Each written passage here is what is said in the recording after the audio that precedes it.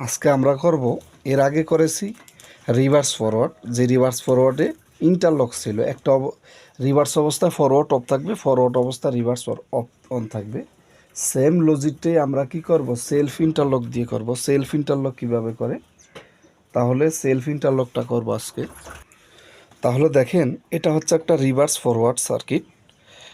এটা হচ্ছে রিভার্স, এটা হচ্ছে ফরওয়ার্ড, স্টার্ট সুইচ, আর একটা হচ্ছে স্টপ সুইচ। তাহলে যখন আমি ফরওয়ার্ড দেব, ফরওয়ার্ড অন হবে, রিভার্স দেব, রিভার্স অন হবে। এখন আমার লজিক হচ্ছে যে ইন্টারলক করে দেওয়া লাগবে। ফরওয়ার্ড অবস্থা রিভার্স অফ, রিভার্স অবস্থায় ফরওয়ার্ড অফ থাকবে। তাহলে আমরা ইন্টারলক করার সময় জাস্ট এখানে দুইটা এনসি, এখানে একটা এনসি দিয়েছি, এখানে একটা এনসি দিয়েছি। তাহলে দুই জায়গায় দুইটা এনসি দিছি, ইন্টারলক করে দিছি। তো সেলফ ইন্টারলক একটু ব্যতিক্রম।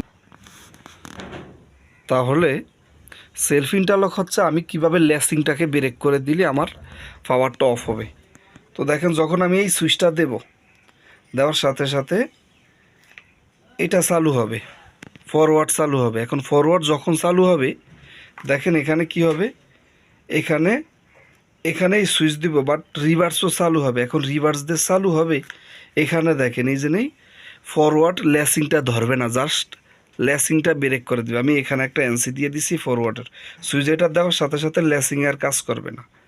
সেলফ ইন্টারলক হচ্ছে শুধু লেসিংটাকে ব্রেক করা। আবার এটা যখন সুইচ দেব, এখানে লেসিংটা কি হচ্ছে, আমাদের লেসিংটা ব্রেক হয়ে গেছে। এখানে লেসিং যদি ধরে রাখে, এই সুইচটা দেব, এটা চালু।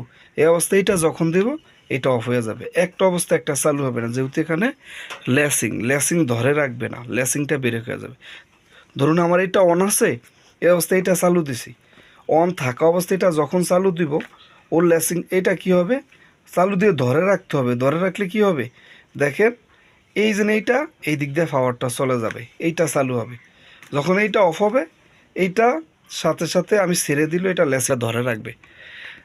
আগের সার্কিট ছিল এইটা চালু অবস্থা, এটা যত দিব এটা অন হবে না। আর এইটা এখন হচ্ছে যে এইটা অন হবে, বাট ওর লেসিংটা আগে ব্রেক করে অফ করে দিবে অটোমেটিকলি। জাস্ট আজকের লজিকটা সেলফ ইন্টারলক।